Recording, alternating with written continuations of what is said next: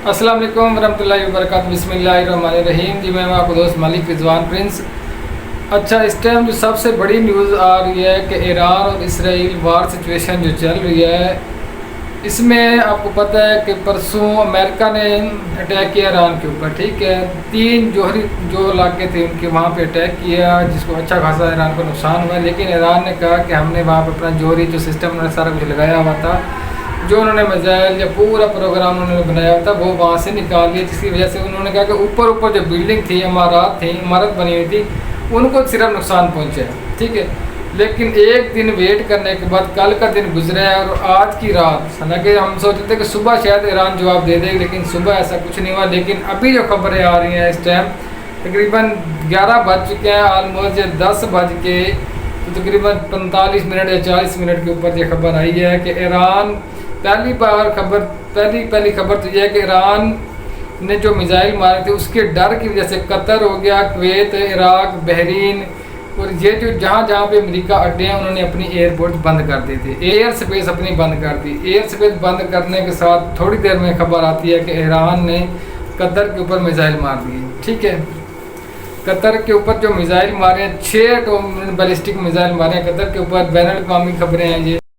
अच्छा, इस टाइम जो बड़ी खबरें आ रही हैं उनमें ऐनुल असद बेस के ऊपर जो हमला था, उनको बंकर जो बने थे जहाँ पे छुप जाती हैं पुलिस हो या आर्मी हो, वहाँ पे उनको छुपने की हिदायत की गई। ये खबर एजेंसी ने बताया। इराक के ऊपर जो हमला किया ईरान ने अटैक किया। ठीक है, इसके बाद कतर का जो दारुल हुकूमत है दोहा, वहाँ पे धमाके हुए हैं, धमाकों की आवाज़ भी आई है और आसमान के ऊपर धुआं छा गया। ठीक है, अच्छा, ये खबर एजेंसी की न्यूज़ है जो उसने बताया कि ईरान ने 6 मिसाइल कतर में अमरीकी फौजी अड्डों पर दागे हैं। ठीक है, इसराइली कौम ने इसको एक्सेप्ट किया कि वाकई ईरान ने कतर के अंदर जो अमेरिका के 6 अड्डे थे, काफ़ी सारे अड्डे हैं, उनके ऊपर 6 मिसाइल मारे हैं। ठीक है, और ईरान ने इराक में भी अमरीकी एयर बेसिस पर हमला कर दिया है। एट द एंड ईरान ने अपना जवाबी हमला कर दिया है, कतर के ऊपर भी किया है, इराक के ऊपर भी किया है और दोहा के अंदर भी जो कतर का दारुल हुकूमत है वहाँ के ऊपर मिसाइल मारे गए हैं। ठीक है, ईरान ने कतर में अमरीकी अड्डों पर मिसाइल मारे हैं, ये बात याद रखें। जहाँ जहाँ पे अमरीकी अड्डे थे, जहाँ सऊदी अरब में थे, सीरिया में, लुबनान में, जॉर्डन में,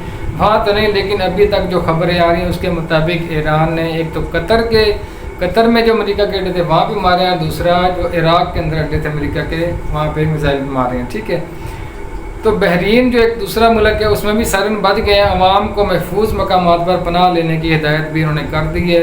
बहरीन की जो गवर्नमेंट है उसने कहा कि अवाम अपने महफूज मकामात पर चली जाए। हालांकि अवाम के ऊपर तो अटैक नहीं कर रहे, वो तो अमेरिका के जो अड्डे हैं बहरीन में वहाँ पे अटैक करें। ठीक है, ईरान ने एक ही वक्त में कतर, इराक में, कतर और इराक, ये जो 2 मुल्क हैं में अमरीकी एयर बेसिस पर हमला किया, वहाँ पे जो अमेरिका के अड्डे हैं वहाँ पे हमला किया है।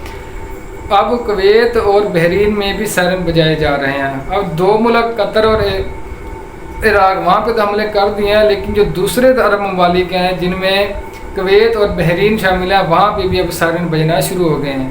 अरब ममालिक ने अपनी फ़ज़ाई हदूद का इस्तेमाल बंद किया। ये जाहिर बात है अरब कंट्रीज़ हैं, इन्होंने अपनी फ़ज़ाई हदूद को बंद कर दिया है। दुनिया तीसरी आलमी जंग की तरफ जा रही है, अल्लाह हमें महफूज रखे। ये जो अभी जंग की सिचुएशन बन रही है, एक तरफ ईरान है वो अकेला भी लड़ रहा है, बाकी मुस्लिम कंट्री जिनमें पाकिस्तान है ये भी कह तो रहा है कि साथ खड़ा हूँ, सिर्फ अभी तक बातों तक है। हो सकता है कि खुफिया मदद हो रही हो, लेकिन इसका कोई कन्फर्म मैं नहीं बता सकता। ठीक है, इसके अलावा चाइना ने ईरान का साथ देने का कहा हुआ है, रशिया, रूस वो भी ईरान का साथ दे रहे हैं। इसके अलावा शुमाली कोरिया जो नॉर्थ कोरिया वो उन्होंने भी कहा कि हम भी ईरान के साथ खड़े हैं। लेकिन इसराइल की तरह जो आपको पता है नाजायज़ बच्चा है अमेरिका का, वो अमेरिका तो सारी बात उसको सपोर्ट कर रहा है। परसों उसी ने ईरान के ऊपर अटैक कर दिया। ठीक है, इसराइल एक साथ है, अमेरिका भी उसके साथ खड़ा हुआ है, इसके साथ फ्रांस, वो भी यूरोपीय कंट्री, वो भी उसके साथ खड़े हुए हैं। तो इसके साथ साथ पाकिस्तान से भी खबरें आ रही हैं कि PIA पाकिस्तान से कतर जाने वाली प्रवास बहरीन, कुवैत और दुबई का फ़ज़ाई ऑपरेशन मनसूख कर दिया। जो इन ममालिक से पाकिस्तान फ़्लाइट्स आनी थी और पाकिस्तान से वहाँ तक जानी थी, वो सारे मनसूख हो गए। प्रवासों का शेड्यूल की मनसूखी का फैसला खलीजी ममालिक में जंगी सूरत की बायस किया गया। जारी बात है ये फैसला इसराइल ईरान से जंगी हालात बन गए इस वजह से किया गया। ठीक है, कुवैत बहरीन ने अपनी फ़ज़ाई हदूद बंद कर दी। कुवैत, बहरीन, कतर, इराक, इन्होंने अपनी फ़ज़ाई हदूद फ़िलहाल बंद कर दिया। ठीक है, और ईरान का इराक में भी अमेरिकी अड्डे पर मिसाइल हमला। ठीक है, कतरी दारुल-हुकूमत दोहा में धमाकों की आवाज़ें। अरब मीडिया ने लिखा कि वहाँ पे हमें भी धमाकों की आवाज़ें सुनाई दी हैं। तो अच्छे खासे मिसाइल दागे हैं। इंशाल्लाह आप शॉर्ट वीडियो भी इसमें मैं आपको लगाऊंगा, आप लोग देख लेंगे कैसा नुकसान हो रहा है। कतर में मौजूद अमेरिकी अड्डों पर ईरान के हमले के पेश नज़र कतर ने अपनी फ़िज़ाई हदूद को आर्जी तौर पर बंद कर दिया है।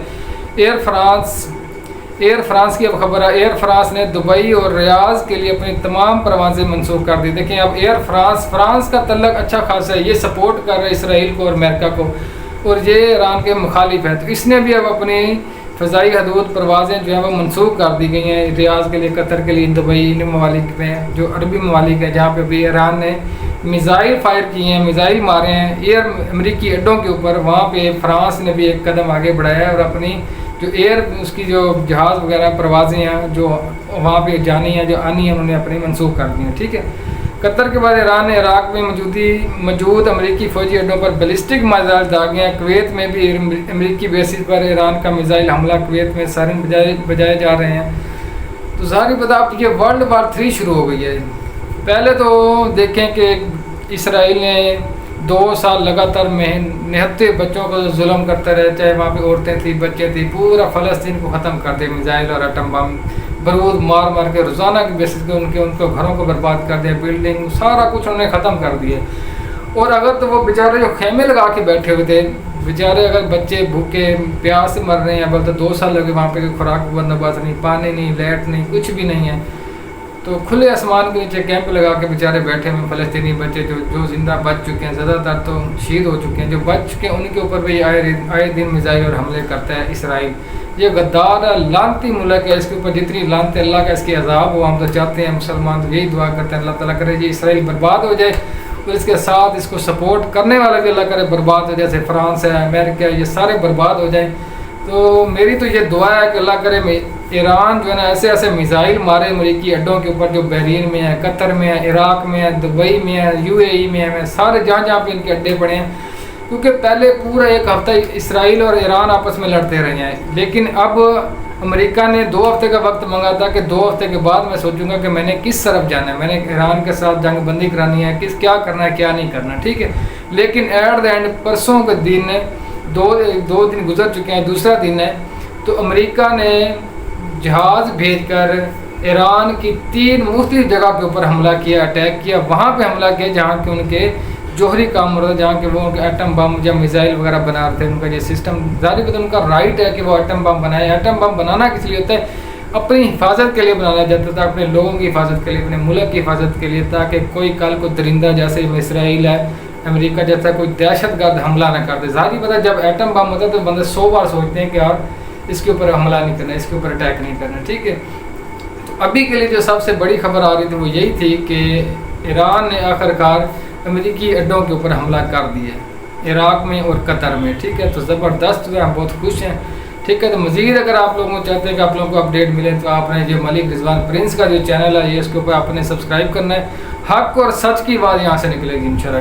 ठीक है, हक और सच की इंशाल्लाह आपको भी मज़ा आया करेगा। मैं इसके ऊपर डेली व्लॉग करूँगा, व्लॉग कर लें जाए बिल्कुल जो करेक्ट न्यूज़ होगी इंशाल्लाह वही, और इसमें अब आपको ये भी बताया करूँगा नेक्स्ट करना क्या है, नेक्स्ट होने वाला क्या है। ठीक है, तो ये तो थी करंट इन्फॉर्मेशन जो अभी की हुआ है। ठीक है, तो मज़ीद इंशाल्लाह देखते हैं सुबह क्या होता है, रात क्या होता है। ज़ाहिर पता जवाबी हमले तो वहाँ से आएंगे, और मैं इसके ऊपर एक कंप्लीट डॉक्यूमेंट्री बनाने जा रहा हूँ जो पिछले पूरे 10 दिनों के अंदर हुआ है, कैसे लड़ाई शुरू हुई है इसराइल की, और उसने क्यों पहले ईरान के ऊपर अटैक किया है, ईरान ने फिर जवाबी कार्रवाई में क्या किया, नुकसान किसको कितना हो चुका है। ठीक है, इसके ऊपर एक मैं पूरी कल इंशाल्लाह आप लोगों को डिटेल से वीडियो बना के पेश करने जा रहा हूँ। ठीक है, तो आप लोगों ने चैनल भी लाजमी सब्सक्राइब करना है ताकि आप लोगों को हर आने वाली अपडेट मिले, और हक और सच की आवाज़ के साथ इंशाल्लाह मिलेगी। जो हक है हमने उसके साथ खड़े होना है। ठीक है, जो जालिम के खिलाफ हमने खड़ा है इसके लिए सबका हक बनता है कि आप आवाज़ बुलंद करें, कम से कम एहतजाज करें, जो आप लोगों से हो सकता है। सोशल मीडिया यूज़ करें, प्लेटफॉर्म यूज़ करें, सोशल मीडिया के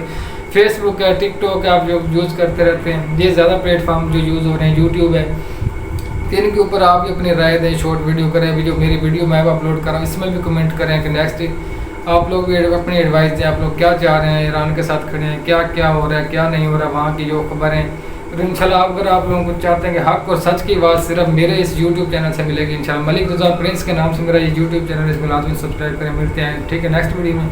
अपना रखें कल तक इंशाल्लाह पूरी डिटेल के साथ मैं वीडियो बना रहा हूँ। कल क्या क्या खबरें आई हैं और पीछे क्या क्या हो चुका है। ये तो थी करंट खबर कि अभी ईरान ने जो मिसाइल बैलिस्टिक मिसाइल मारे, अल्लाह शुक्र हमने अदा किया कि हम तो मुसलमान होने के नाते अल्लाह ताला का शुक्र अदा करते हैं। जी अमेरिका, वो कहाँ इतनी दूर अमेरिका बैठा बेगैरत का बच्चा, और जहाँ पे आके अड्डे बना के बैठा हुआ है। भी तू अपने घर जा, उधर जाके अपने संभाल, तू इधर अड्डे बना के बैठ गया। अमेरिका के, सऊदी अरब, कतर, UAE, इनको भी शर्म आनी चाहिए। अरबी हो के अरब की सार ज़मीन है और ये अमेरिका को अड्डे दे बैठे, जिनमें पाकिस्तान भी पहले शामिल था। काफ़ी साल पाकिस्तान ने भी अड्डे दिए हैं, आप लोगों को पता है। पिछली बातें मैं नहीं करता, लेकिन इनको होश के नाखून लेने चाहिए कि अमेरिका को इनके अड्डों से भगाना चाहिए, अड्डे खाली कराने चाहिए। देखिए ना, अब वरना ईरान को क्या ज़रूरत पड़ी थी इराक़ में और कतर में हमले करने की। इसकी वजह यह है कि वहाँ पे अमेरिका आर्मी बैठी हुई है, अड्डे बैठी हुई है। जहाज़ कल ही ईरान की तरफ आए हैं, वो कहाँ से आए थे? B-2 बम्बर जो जहाज़ है, जो इतने से टनों के हिसाब से 14 टन का एक आइटम बम था। बारूद का आइटम बम, तो जिसको कहते हैं भरा हुआ मिसाइल मारा है ईरान के ऊपर कल 3 जगह के ऊपर। ये कहाँ से जहाज़ आ गए थे? अमेरिका के थोड़ी उड़ के आए थे। ये तो सऊदी अरब से और साथ जो दूसरे ममालिक, वहाँ से उन्होंने एयरबेस इस्तेमाल की और आ गए। ये क्या तरीक़ाकार है यार? जैसे यार मैं बैठा हूँ, मैं चला जाता हूँ अभी बांग्लादेश में, वहाँ पे जाके मिसाइल मारूँ, हालांकि वो तो मेरा फिर भी राइट है, हम मुसलमान हैं। वो काफिर है, वो कंजरी का बच्चा है, वो अमेरिका बेगैरत है, वो दहशतगर्द नंबर 1 है। याद रखो मेरी बात, दुनिया के अंदर जो सबसे बड़ा दहशतगर्द है ना, सबसे बड़ा जिसको कहते हैं बिगेस्ट, एक होता है बिगर एंड बिगेस्ट। बिगेस्ट जो सबसे बड़ा दल्ला है, वो जो सबसे बड़ा दहशतगर्द है वो अमेरिका है, ठीक है, वो बिगेस्ट है। उसके बाद जो बिगर है ना नंबर दूसरे के ऊपर, जो सबसे बड़ा दूसरा कंजर का बच्चा है जो दहशतगर्द है, वो है इसराइल, ठीक है। इसराइल दूसरे नंबर पे है, फिर कहीं तीसरे चौथे नंबर पे जाके आप इंडिया को भी कह सकते हैं। इससे भी बहुत जुल्म किया हुआ, ठीक है। तो नेक्स्ट इंशाल्लाह मिलते हैं, अल्लाह हाफिज़।